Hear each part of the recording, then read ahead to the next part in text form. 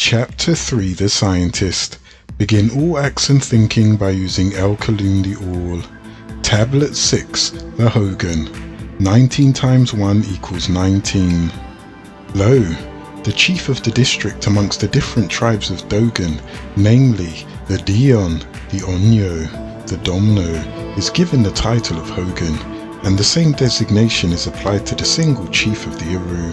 Primarily, the Hogan is the representative of his group, which is divided into 7 age classes, and he himself was constituting an 8th. These 8 classes symbolize the 8 ancestors and are represented in each village by 8 elders, who possess the necessary knowledge and who act as a corporate body, having been constituted as such by means of various rituals. Thus, the chief stands for the group as a whole. The chief does not rule alone, but is assisted by a council. Every Hogan is the successor of the Lepi Suru, and as such is responsible for one of the 2 seeds of which the Lepi Suru had charge, to which the female sorghum grain, which is some sort of substitute for all cultivated seeds, and thus sustains the soul and the vital energy. It is the typical seed and the symbol of the cultivation which purifies the unclean soil of Yurugu. The Hogan is also the head of the Imams, who represent the other 7 principal seeds. The motion of their souls are in harmony with the rhythm of all the cultivated plants, and therefore the Hogan is ruler of all the land, laid out in cultivation, and all of the rituals connect with it. But since the seeds are the earthly images of the stars, the Hogan controls the cosmic rhythm, and it is thus the personification of the universe and the regent of the Nomo on earth. In the lunar logging of the 5th point of May 1983, year of the Gregorian calendar, in the region of Ajanakidze, which is a city of southwest Russia, at the foot of the Caucasus Mountains southwest of Grozny, an IFO spacecraft was seen at close range. The upper half was made out of a crystal-like glass, and the lower half was made out of a metal-like structure.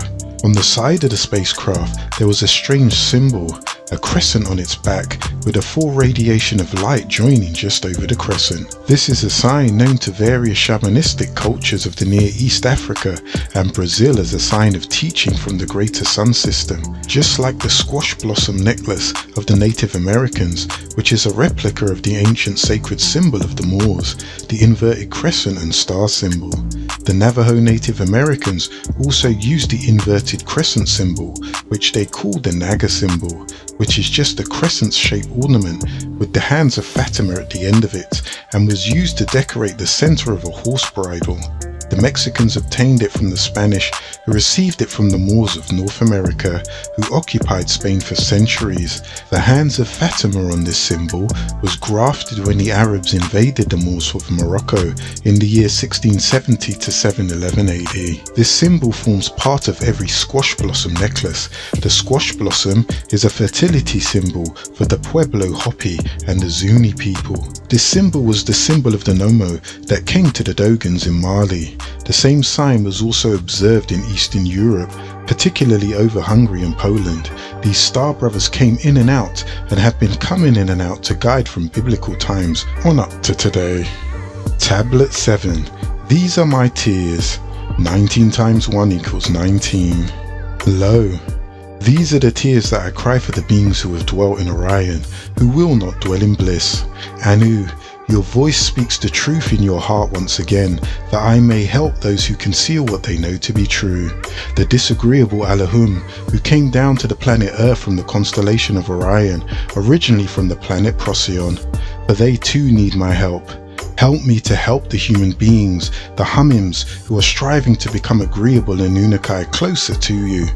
They do disagreeable things, and they abide by the rules, and they partake in the wickedness and fornication of the wrongdoers, as if you are not conscious of it. These are the beings who originated from Procyon and have resided in Orion, and their descendants. Help me to help them.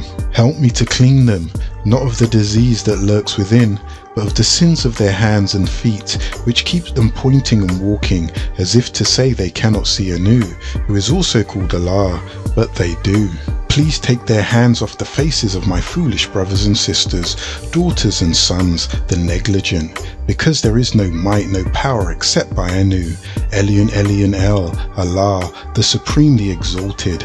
Escape with it from Iblis and his troop, and his men and his party as Satans, physical reptilians, devils and his demons and his helpers, and all the human beings and the jinn and their evil, and the disagreeable beings from Orion. No might, no power except by my Saviour Anu, the supremely exalted. Keep weighing the iniquity of those who want to treat me unjustly. No might and no power except by Anu. Make miserable the effort of him who wants to treat me unjustly from all creatures of Anu. No might, no power except by Anu. Stop the aggression of him who assaulted me from all the creatures of Anu.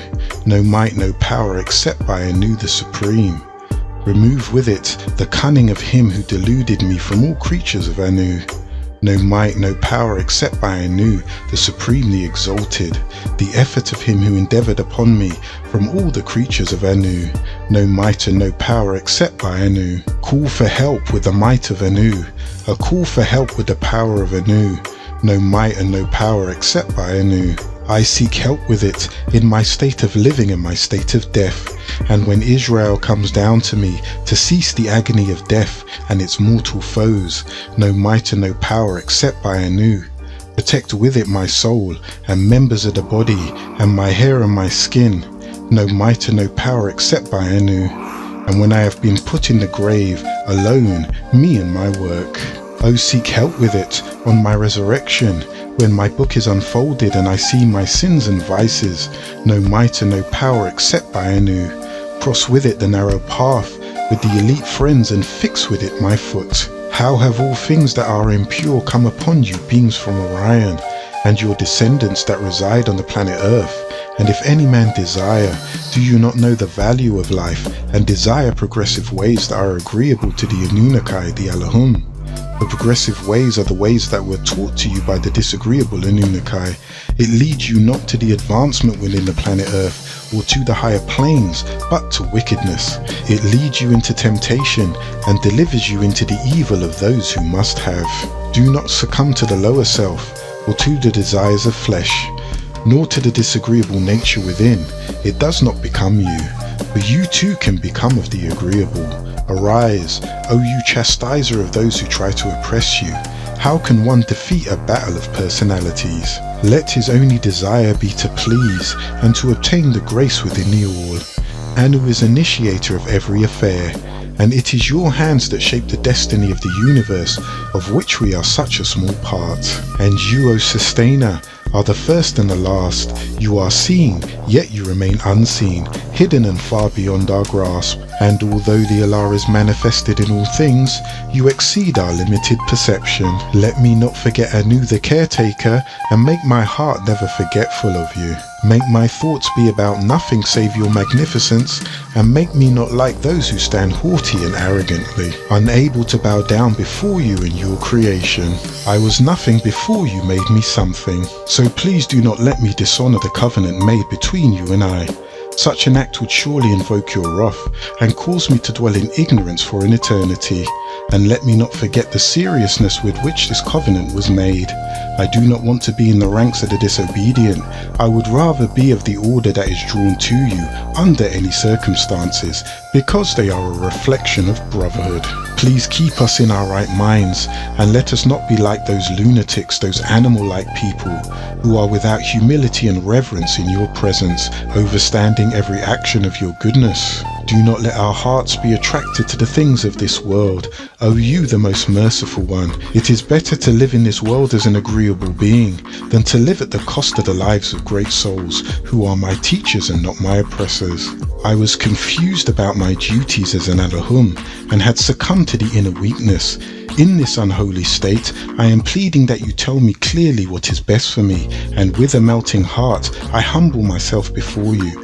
praying that you grant me human celestial peace and eternal brotherhood. Please keep us in our right minds, and let us not be like the lunatics, those animal people who are without humility and reverence in your presence. Overstanding the limits of their knowledge, they, the madmen, are aware, even in their madness, that nothing can be hidden from you, because you know the mysteries of the universe. So glory be to you alone, O Sustainer, for nothing gives life except you. And I was truly amongst the ones in ignorance, the wrongdoers.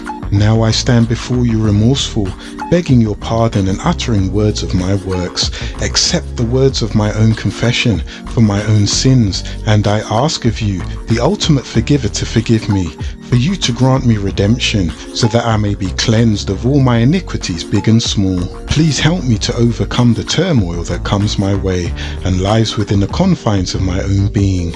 And I beg of you, please watch over me, and please instruct me, for my soul surrenders to you. And we know which is better, conquering the disagreeableness, and we know which is not, being conquered.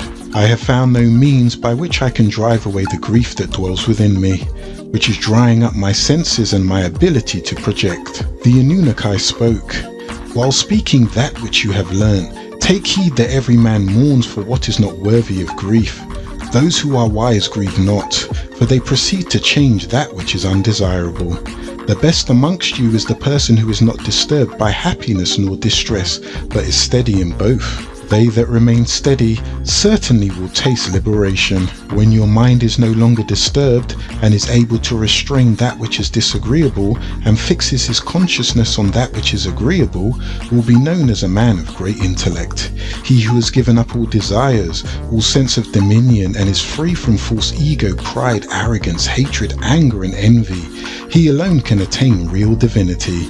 You shall obtain humility, pridelessness, non-violence, tolerance, patient respect, love, devotion, simplicity, cleanliness, steadfastness, and self-control. Do not lose the daily opportunity to increase that which you have. Diligence produces gains, and gains do not endure when diligence is abandoned. If you are a leader, see that the plans you make are carried out. Do great things which will be remembered long after you.